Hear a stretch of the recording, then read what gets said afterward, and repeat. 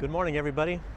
It is the 8th of July, 2023, and this is the hotel where Yevgeny Prigozhin was staying when he was here, at least recently. As you know, he had no residence. Maybe he still doesn't in Belarus, I do not know.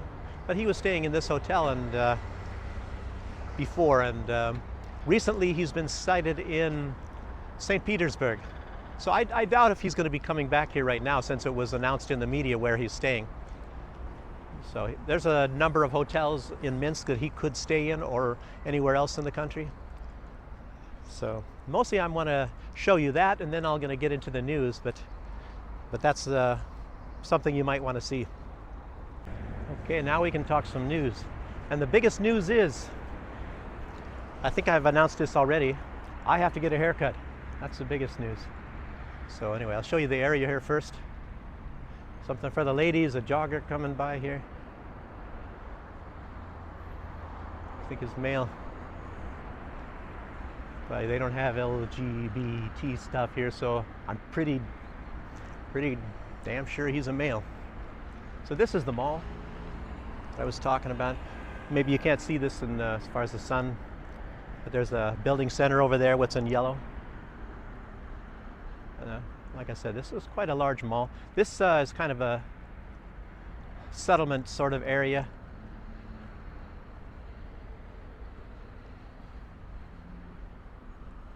That is in no way geographically in the center of Minsk. This is more towards what you'd say the outside. It's not even the outside.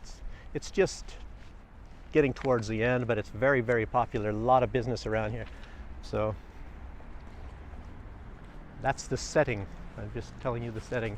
You'll see from photos too. I'll walk around a little bit here. Okay, now let's get into some news, as they say, and I hope I don't forget something, which I know I will. I always do. But yeah, like I said, the big news, I have to get a haircut. I'm not going to tell you why.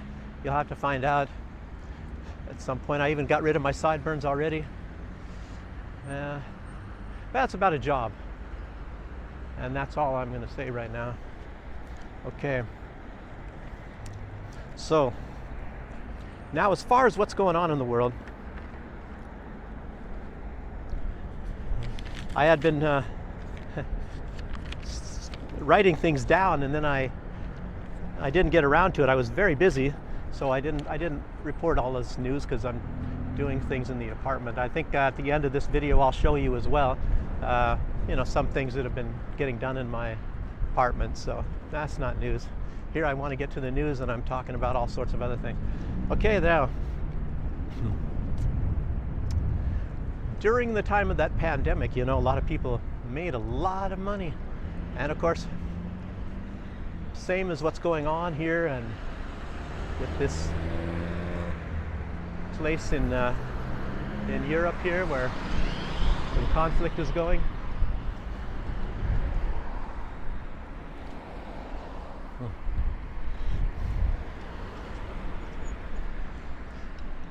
But it seems like everybody's just trying to make money no matter what's going on. The source of this all is money. I guess it's not somehow the root of all evil. I don't know. Some people say that. But just in minor note, France is now going huge into censorship, they say, because of these big protests. And I guess they're still going, but maybe it's getting overshadowed by a lot of other things coming on. Now you have this meeting coming up in some days here with NATO, and there's a lot of projections about what's going on. And what the Duran said, I'll get into that. I think it's very, very good. You should see the latest from the Duran when they're talking about the neocons. And what it's not like they have a reverse gear or or anything like that, but they're trying to find a different sort of way to, I guess, catch their goals. So let's walk over here in the shade. Germany has recently detained 7 terrorists, and I don't know if it was the last video that I mentioned this or not, but maybe the second to last, probably not the last, because I think the last one I did something about walking on the, showing the street cafes. So, but there's another big terrorist group coming up, you know, from, I guess, Tajikistan. But we all know how these things survive. They got to get some money somehow. Somebody's got to feed these people. Somebody's got to get them weapons and all that. And I don't know. I give you one guess, one guess who that is. 3 letters.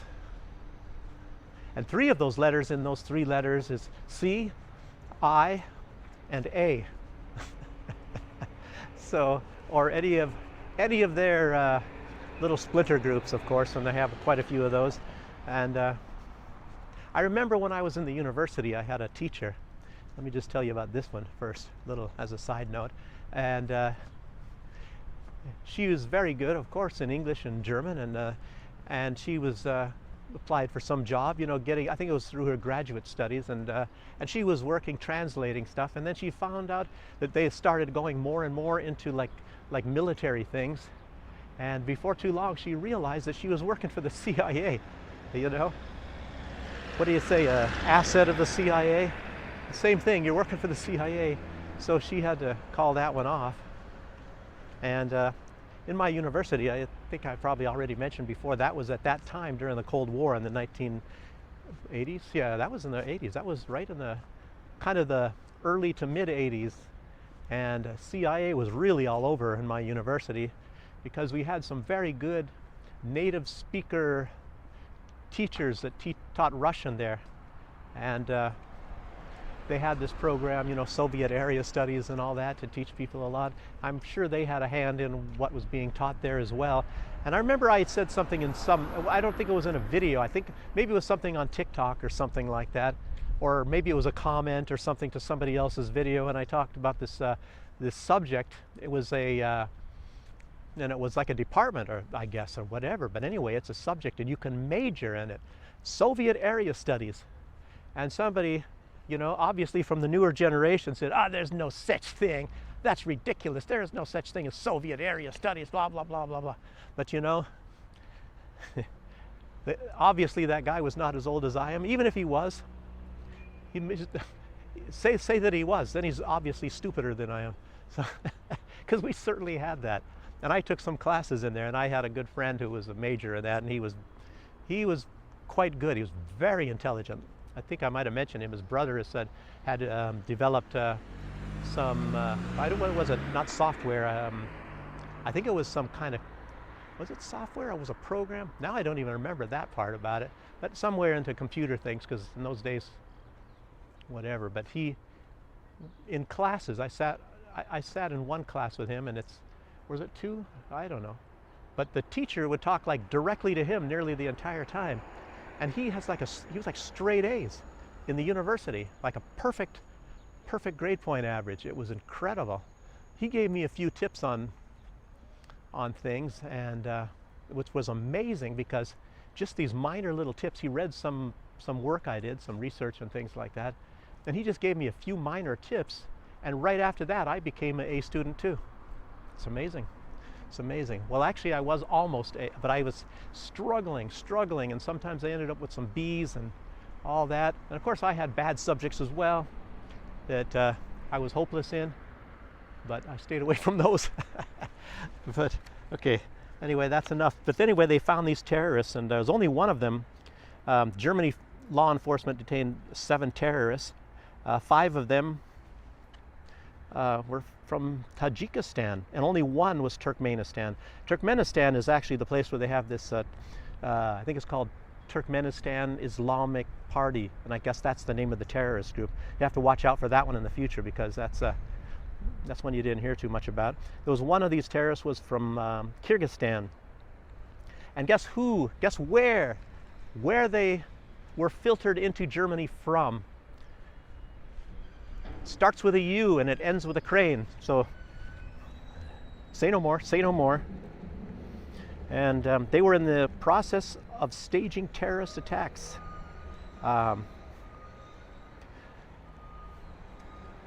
So it's obvious that that country that starts with a U and ends with a crane is some involvement in that. And sure they do. And obviously I don't know. This stuff is all some crazy stuff. It's almost like it was in the 80s, remember? You talk about all this cloak and dagger sort of things going on, and of course a lot of this stuff has been always going on. By the way, I'm in the back of the mall right now, and I don't know. Let's see what's going on here. Looks like they're building a parking garage here. That's what that is. So, and what else, I don't know. But at this point now, I wanted to talk about the Duran and what a great program they had. I'll tell you what, Alexander McGregor was in top form.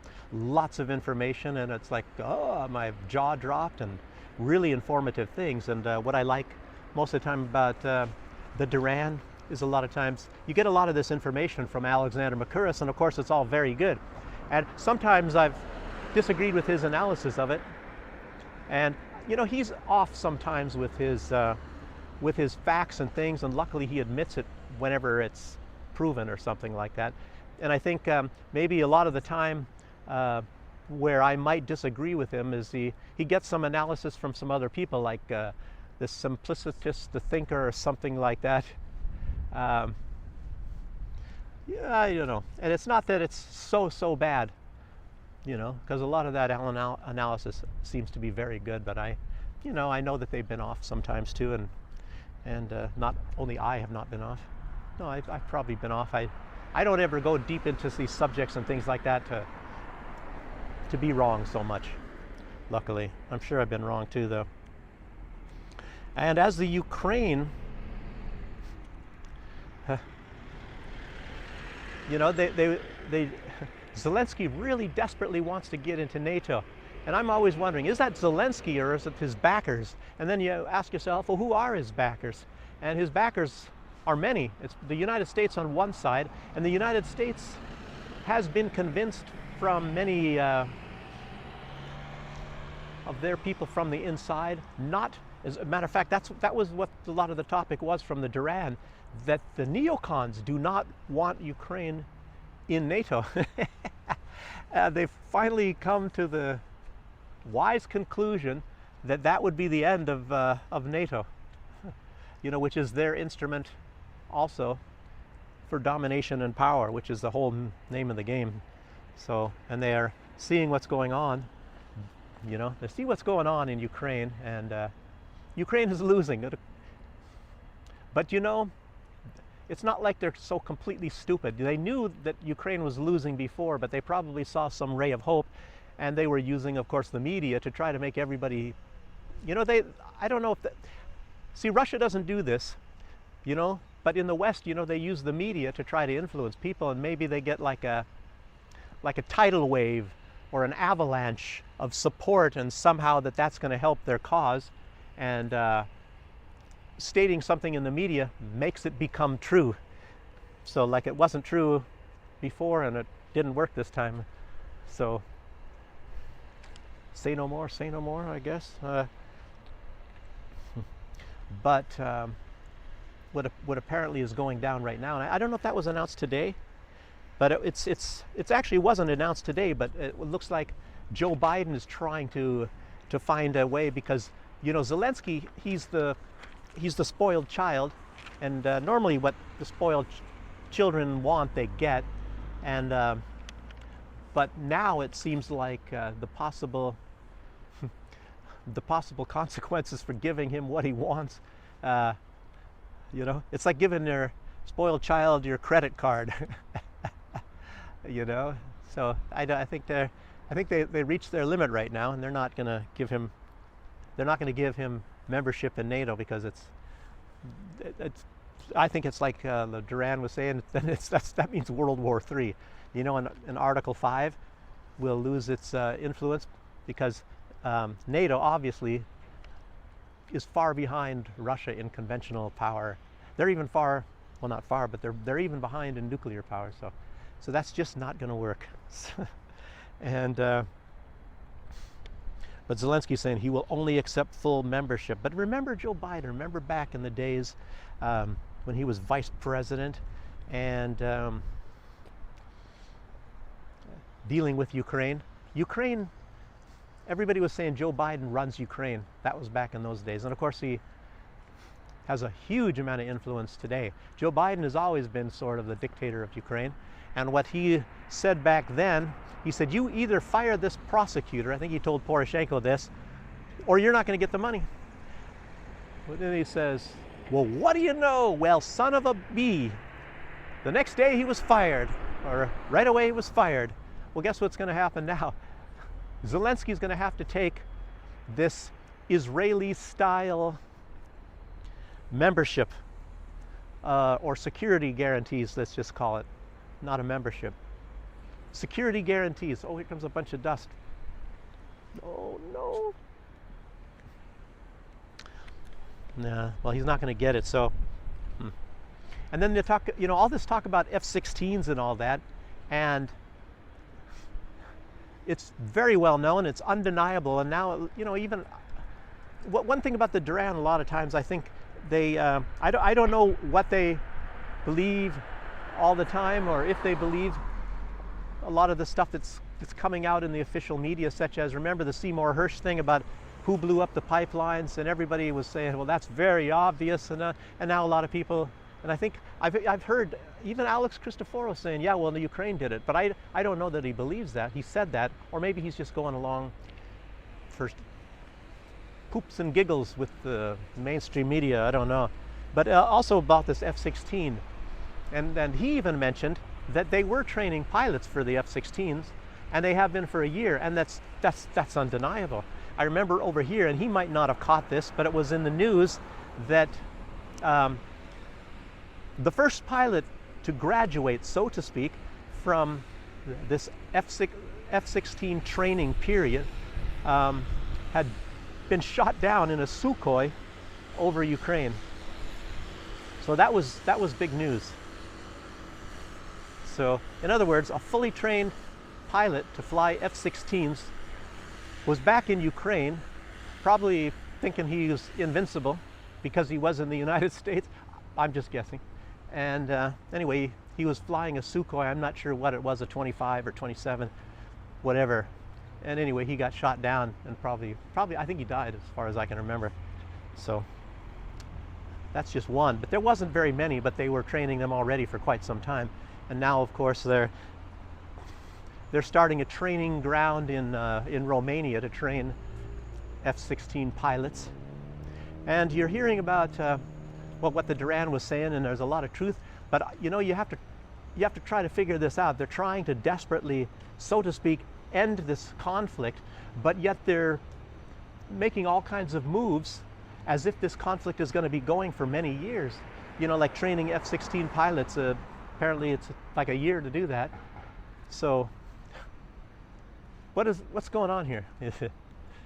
Or maybe it's just a contingency plan if the thing does keep going for many, many years. So, you be the judge of that. But one thing that Alexander Makuras was saying, that you know, the U.S. is desperately trying to seek some sort of a settlement or whatever with this conflict. But he said that does not mean that there's going to be some sort of a negotiated end to this thing. It's very strange what's going on right now. NATO is very desperate. The neocons in some ways are desperate. So I'm just trying to figure this all out myself. So I'm not trying to relay any kind of message to you of what is or isn't. But it's just like they're in a panic mode. And Lukashenko, I guess recently said, or maybe it was yesterday, he said, I think by the end of the autumn time, in other words, right before winter, that this conflict is going to be over. Lukashenko at one time said that Ukraine will enter into a union state with Russia, just as Belarus is. And I don't really know. You know, he said a lot of things, and of course, so has everybody else. But you all know that now another escalation was that that Biden has given the approval for cluster bombs, and you know that they're going to be given the approval for the ATACMS too. So, you know, any kind of mention of any sort of a escalation always comes about. So, except for full membership in NATO, which is understandable, considering the consequences of that. Another thing that was interesting and was just mentioned, I think it was yesterday, that Germany was listening in on the conversation between the guy that was staying in this hotel back here and Lukashenko. Isn't that strange when you think about the USA was listening in on Merkel's telephone conversations? And I don't know what kind of agreement. I remember there was some sort of agreement back in the old days. We're talking about in the 90s. I remember, you know, I was in school and I had a friend. He wasn't. I was in school in Germany, and I was in for dental technician to learn dental technician work. And there's a friend of mine at that time. Too bad I lost contact with him. He was really into computers and all, and everything to do with it, you know, software and hardware, and his father had a dental lab and wanted him to become a dental technician, I believe is what it was. So anyway, but he was talking to me, and he was telling me things back then that were all true, and this is long before, you know, he was telling me, and he had actually friends, and he was working with Indians in India as well, in some kind of a capacity, I don't know. He lived actually in Hamburg, and our school is where I was living, is in Bremen, so it's quite a long drive. So, because in our school it was training dental technicians from a major area, and of course I got like second best student overall. But besides that, he actually didn't quite pass, but I was working with him a lot, and I think that's one reason why they gave him a pass, and they even were kind of shaking their finger. I don't think he actually passed in reality, but anyway, he was telling me back at that time that the USA was listening in on the phone calls of Germans. And it was absolutely true. And back then, the year that he told me that, I can almost remember the exact year. It was like, give or take a year, 1999. So incredible stuff. And I remember reading sometime about, I think it was, I don't know what that, something, I don't know if it was called like the Five Sisters or Five Eyes or something like that. And what that was is that there's a group of countries, and like say one country would spy on the other one with full knowledge, and then they would report anything suspicious back to that country.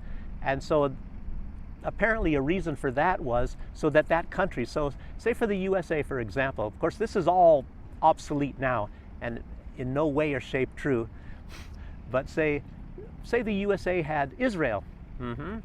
Israel spying on the telephone conversations. Hey, remember what's in the official transcript between from the Lewinsky affair, what Bill Clinton said to Monica Lewinsky about a foreign government listening in on their telephone conversations? That's in the official transcript. But anyway, what was I? But in any case, what it was is, so say this other country listens in on the phone calls of citizens or whoever. So then they report back to the country, and then the country itself can say, we don't listen in on our citizens' phone calls. So back then, you know, maybe there was a little bit of an integrity, but there isn't, of course, anymore. And there's one government now in the world, and you probably know them, they have something in Salt Lake City, I think, or around that area, or somewhere in Utah, and they're listening in on virtually every kind of communications from everybody, practically out throughout the world. So, but I believe that the Germans were listening in on that conversation, and maybe even Lukashenko knows that himself. And you know, the striking thing about this,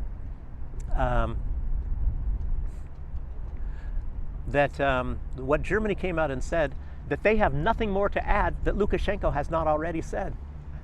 So in other words, what Lukashenko reported after his conversations and reported to the media and to the country, to the world, is all true and accurate. And it's odd that Germany would actually say that. Now, you know, if it was the United States, they would embellish things a little bit. So maybe they'd take away, and of course they certainly would add. You know how that works, boy. And that sort of tells me something. And it should tell you something too, you know. If you guys are,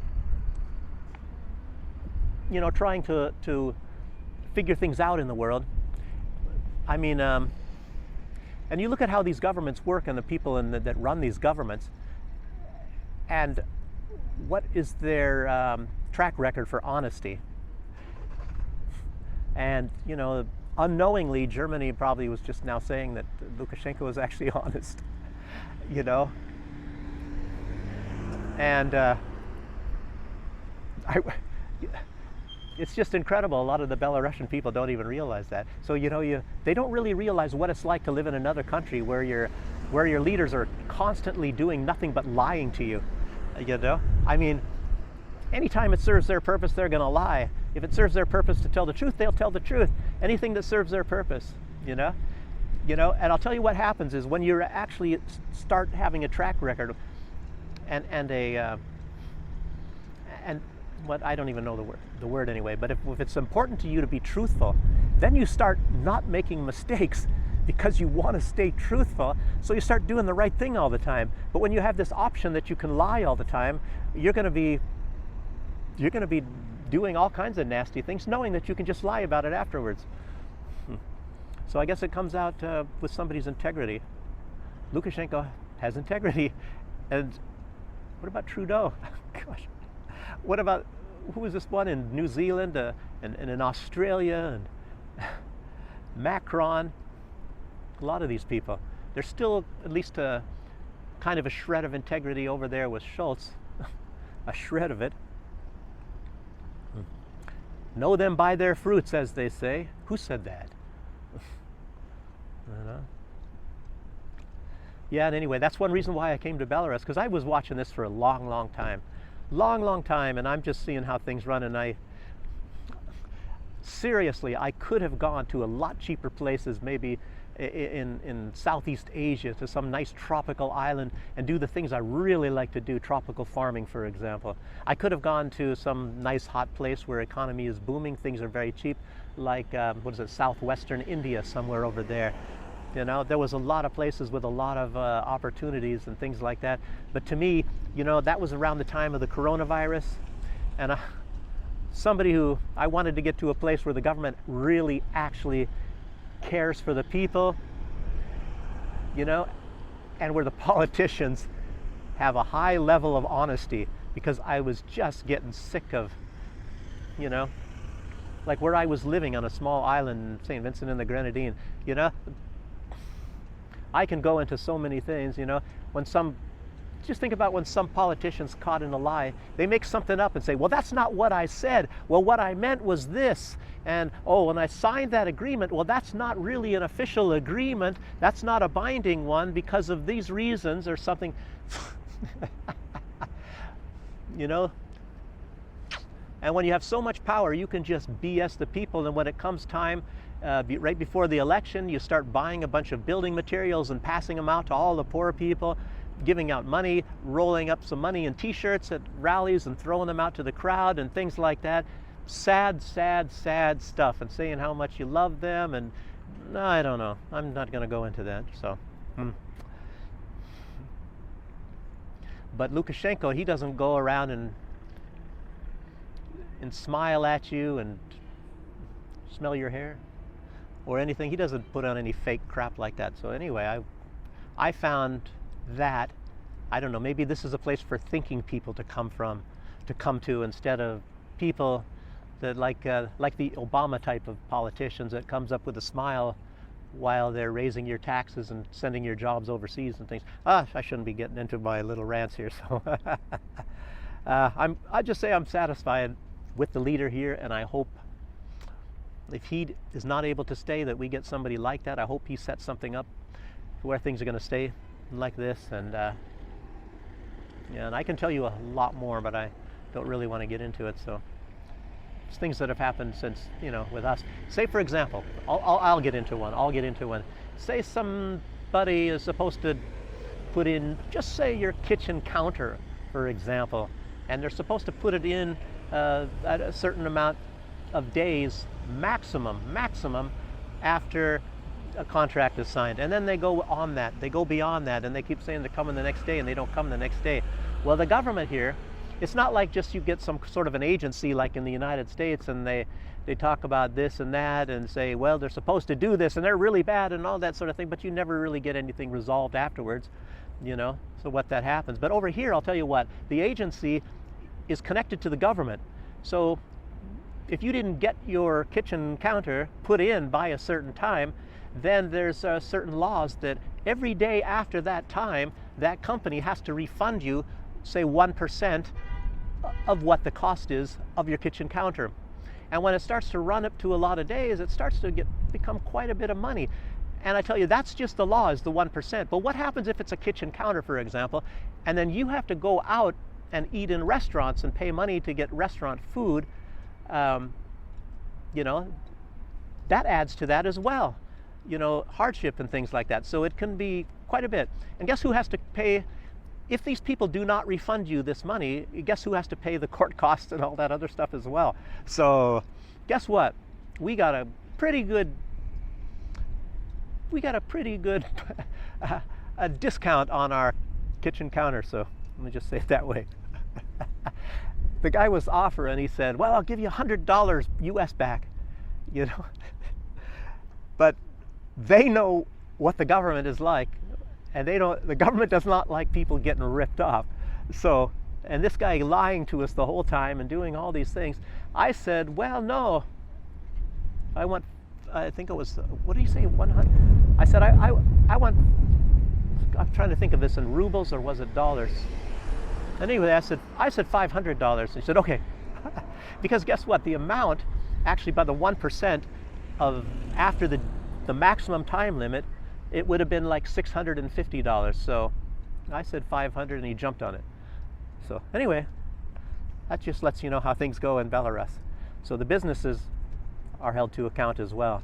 So you don't just get ripped off, and like in places in the United States, it's not just the reputation of the business. You know, if you have these small businesses here and they're going around ripping people off. But you saw, I think I'm going to probably try to put at the end of this video, on the same day we were having a closet put in, shelves and all that sort of thing.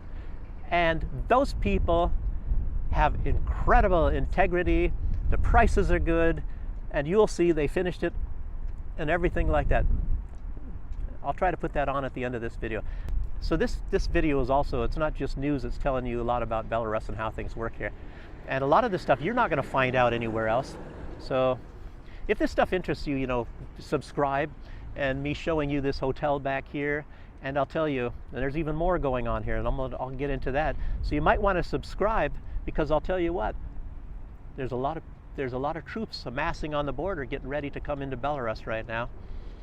And I'll get into that in a minute. So you might just push that subscribe button. And if this news that I'm going to be getting into right now does not interest you, then you can just go ahead and get rid of that. So subscribe, just unsubscribe. So okay, and so that news. Poland is now increasing their troops along the border of Belarus. They already had a lot of troops there, and of course that is one reason why Lukashenko decided to host tactical nuclear weapons here. You know, it's not only because the United States has nuclear weapons all over in Europe, aimed of course at Belarus and all, but it's all these threats that have been coming from Poland all this time. And like I've been mentioning here, I'm trying to talk fast, as you see, that Poland has been offering free Polish citizenships for all of the people in the western Belarus, you know, and a lot of that is to probably find out how many people they think will be on the side of Poland in case of some sort of a, you know, chance where they can rebel or something like that. So this has been going on for many, many years. And not to mention that Poland, and I think maybe the other countries, they all cut off train travel. It used to be the main way to get into Belarus by, you know, Belarusian people maybe going to Europe, and European people or Belarusian nationals or whatever living in Europe, they would travel by train. like say from France or Germany back into Belarus and back and forth. But many years ago, they cut that off. So the only way to get in is like either by some kind of a bus or car or fly in. And more and more, it's only going to be fly in. And a lot of time, it's not even from Europe. So for the European people have to go maybe down to Istanbul. The prices were really high from Istanbul. And there were a lot of other places like maybe Kazakhstan or some places you'd have to fly. So it takes a lot more time. Or Dubai or whatever, and then fly into Minsk. So they're just trying to make it, in other words, the West is trying to build some kind of a, you can't call it an iron curtain. They're trying to build a unsurpassable wall, and they're using the justification, Belarus is a threat, So let me get into more on that. It's okay. And you'll find out who the threat is. As you probably already know.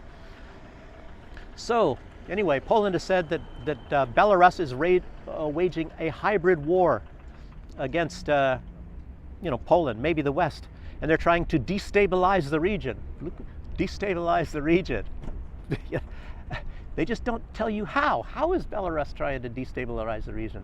I'll tell you one reason, one way, is probably having lower prices, and not falling for all the crap. There's no wokeness and all that sort of stuff. So a lot of people over there are sitting there looking at Belarus. Things are good in Belarus. Some people are even mentioning it on the news, on the radios and things like that. And of course, it's heavily censored over there. It's incredible stuff, I'm talking about Latvia and Lithuania and Poland. Don't get me going here. So, so anyway, but Belarus has also been saying that Poland is destabilizing, which of course seems to be true. But I wonder what country or countries, have canceled those trains. I guess they're all of them over there. And there are all kinds of other border controls, in Belarus, I believe it's allowed for the citizens of, like, say, Latvia and all those places to come into Belarus and to go shopping and then go back. But those countries are not letting people come into Belarus to go shopping and go back. And I think I told you about when I was going into Latvia. Maybe they're not going to let me go if they see this video. But the head of the border patrol, of the whole border station, he called me in. He had a big hat and everything, big important guy. He was asking me questions. He asked me twice if I'd been to Ukraine. I said no, because I think, you're not supposed to go there and all that. And then he was asking me about prices. Have you noticed prices? Are prices going up and all that? And it's like, gosh, I could say, well, how many of your citizens are going over there? You can ask yourself. Send somebody that hates Belarus over there. I could have told him, and then ask them what the prices are like. Not very difficult. Why do they have to ask me? So anyway, but he was friendly, so I have to say that. And but anyway. So Belarus is trying to destabilize Poland. Well, who's the government who has mentioned through various people that they're training people to overthrow the government of Belarus? So who's trying to destabilize who? Come on. That was even in the news in the West. And who's causing the escalation? Now, I'll tell you what, listen to this one here. Approximately 1 year ago, I remember reading everybody's looking at me that drives by here. I was reading about, the size of the militaries, like in Belarus and in like Poland. And I think at that time, Belarus was estimated, if I'm not mistaken, I know that I'm not so far off, Belarus was having like 60,000 people in uniform. And then I remember they were, increasing that sum. And it might even be 70,000. So it went up like 10,000. I don't know, a few percentage points or whatever. Or what is it, maybe? Anyway, not significant, but not alarmingly significant.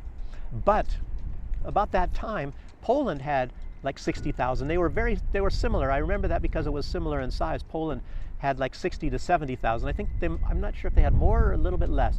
But right now, Poland has 175,000 soldiers in uniform. The funny thing is, if you've been watching Annie Akay, you're hearing about all of these people that are forced, basically, to register for the draft,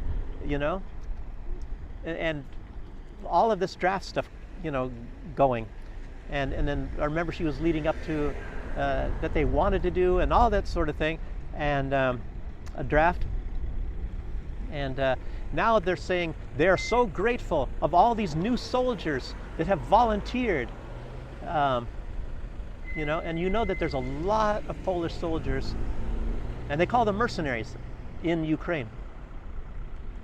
And you all know about the Ukrainian volunteers, how they drive by in a van, or they order a pizza, and the pizza guy, when he comes to deliver, he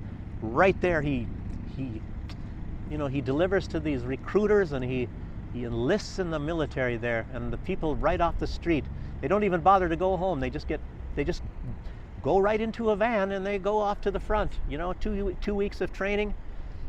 I don't even want to think about that. But these, let's see, as far as the training goes on. I wrote it down. Let me just say this. Let me just read it off here. It's now known that the West, that means primarily the United States, of course, now has these training camps all over the place for getting ready and training people to overthrow the government of Belarus. Do you remember just a few months ago, Victoria Nuland saying they're not giving up, and she either said they're not giving up, or they're again going to go heavily into their attempts to overthrow the government of Belarus. So you know where this is coming from, obviously. I don't even have to tell you that. And it's obviously here in Minsk. This is where where the capital is, and these training camps now. And I think I mentioned in a video recently that they're not just now in Poland and Ukraine, that they were also in Latvia, but now they're also, or was it in Lithuania? But anyway, now the recent news, they're now in Lithuania, of course, and Latvia, Poland, Ukraine, and now also in the Czech Republic. The Czech Republic, they're training people to overthrow. And the security chief of Belarus, his name is Ivan Tertel. He has said they not only know what countries, he said, and this is a quote, well, translated quote, can't really quote it, it's my opinion, when it's translated, but we'll get as close as we can here what they said. It says, we know the particular recruitment posts. Now, that's interesting too.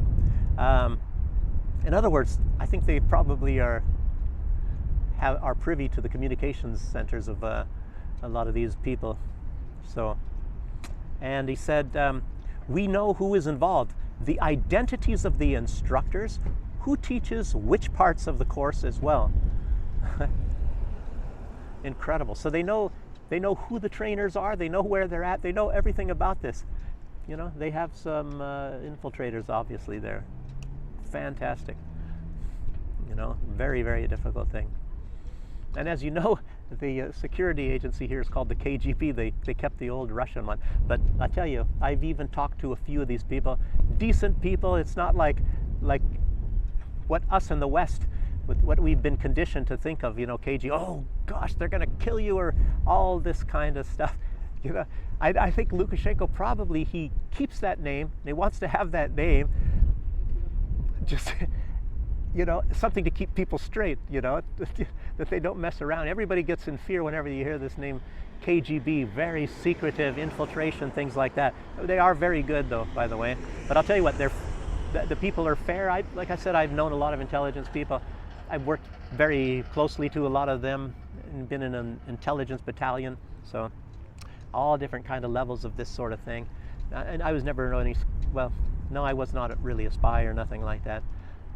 So let's just not talk about that. Also, U.S. imports from Russia have doubled. So much for sanctions. I wonder if they're going to sanction these countries that are not obeying the sanctions. Maybe they have to start with themselves. It's sort of like money laundering and all this sort of stuff. The U.S. is the worst one, and yet they want to punish other countries for it. I guess that sounds like a clown world. Here I'm coming to the end, and I always end up with the clown worlds myself, even though I'm not trying to do this. So I already mentioned that Israeli security agreement somehow with Belarus. I had written it down here, but and I didn't mention, and this is also, it's interesting, and I think Colonel Douglas McGregor might have mentioned this, and I didn't see the video or nothing like that, but I'm assuming that this is what he's talking about, that Russia did some heavy bombing in Lviv or Lvov, whatever you want to call it, and that's in western Ukraine, and to a large extent, I think that is like a main city that Poland wants to control. Like I said, that's western Ukraine. That's getting over there towards close to Poland. And of course, that is the city of Stefan Bandera as well. But anyway, this post actually was a training center. Apparently, there was there was over 800 personnel there, you know, and Russia didn't know how many they had eliminated. But anyway, they bombed this place, and there's a lot of, like, say, training vehicle. What do you call it? APCs, armored personnel carrier type vehicles, and they believe there were also the Challenger tanks, a lot of Challenger tanks there, and then of course there was ammunition as well. So anyway, I'm thinking that that's what Douglas McGregor was talking about, and I have to watch that video as well. So at this time, I think that's about all I have to say. I don't have any more stuff really in my notes. A lot of stuff going on in the world, you know, and again, I urge you to watch that video from the Duran. It was really good stuff, you know. I mean, it just lets you know the feeling. And Alexander Makuris was in top form, I say, at that time. Told you a lot of the background of this stuff, and there's a lot of background things that he didn't mention. Of course, you get a lot from Scott Ritter, of course, who's very much into that sort of thing too. And we have to hope also that everything's fine with Gonzalo Lira. And then we hope that this meat grinder stuff will come to an end. But, you know, lives to these people doesn't matter. It doesn't matter. Lives are the easiest things. Well, that brings to mind one other thing that they're talking about. I don't remember who that was. Somebody in Russia, very high official, talking about that they're using bodies as mine clearing. So they're sending soldiers whose lives for them are worth less than the equipment to clear the mines. So they're sending them knowingly through the minefields. And if you turn back, you get a bullet. So you have to run through the minefield. And when it's over, then it's over. And that's what they're doing in Ukraine. So, and I think Lukashenko is probably right. I'll end with that. Lukashenko is probably right that these leaders in Ukraine, obviously they're going to run when any kind of a end is coming to this. And I don't think the people are going to appreciate these people, and I think it might come to a bad end, or they're going to be living in some foreign country like the US of A in total luxury, like Yatsenyuk, you know, old favorite of Victoria Nuland. Anyway, I guess I'm going to end right now. And yeah, you want to hear more, and if the attack starts here, you know, you subscribe to my channel, you might get some footage even. I actually wanted to go to the camp, the first one that they know of, because it's just south, like 80 kilometers south of Minsk, where Wagner is going to be setting up there. I wanted to go there. And I think John Mark Dougan was supposed to be coming to Belarus. I kind of made a shout out to him. I don't know if he got a message. I don't know if he'll contact me, but I would like to meet up with him at least. No matter what, I'll do it on whatever his terms. If it's just a beer, it's no beer. If it's just meeting, you know, I like John Mark Dougan, so a lot of the brave things that he does, and I hope he stays safe too. You know, but anyway, then yeah, subscribe, and I'll end right now. Like I said already twice. And thanks for joining me, and I'll see you on the next one, so bye-bye. Good morning, everybody. It's the 7th of July, and we're supposed to have some people coming here to put, it's sort of a walk-in closet to put it in here. And I think it's going to go all the way to the ceiling. It's quite high. It's like it is almost 3 meters. So we'll just see if they can do this in one day. It's supposed to come at 10. Yeah, and there's supposed to be a bunch of shelves here, so we'll just see what happens. A nice floor. That's no fake stuff. That is wooden planks. Okay, we'll see. Show you when it's finished.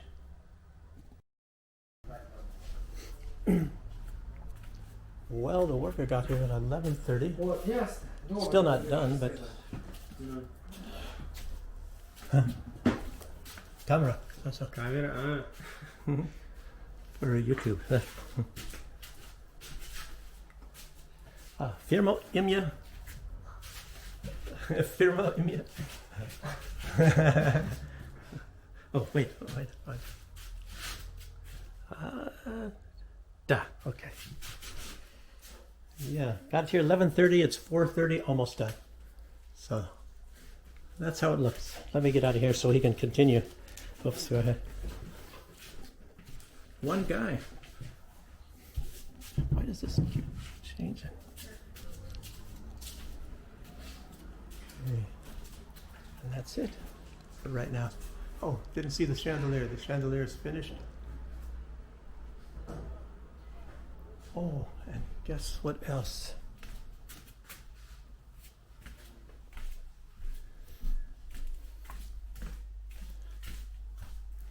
Well, 80% finished. Sink, not hooked up yet, but we got the counter today. Still has things to go. No gas yet, so no cooking yet, no sink yet. Counter's there. Mess is over there. Okay. Well, oh, this is finished too. Okay. So you see how things are so far. Okay, everybody. Well, it's about 6 in the evening, but the worker guy, he finished this at 5:30. And I'll let you know the cost before I forget to tell you. So the entire cost of this was about 600 US. It's almost 3 meters up there. So there's a thing here. And let's see, what else did I forget to tell you? So, well, he started 11:30 and went to 5:30.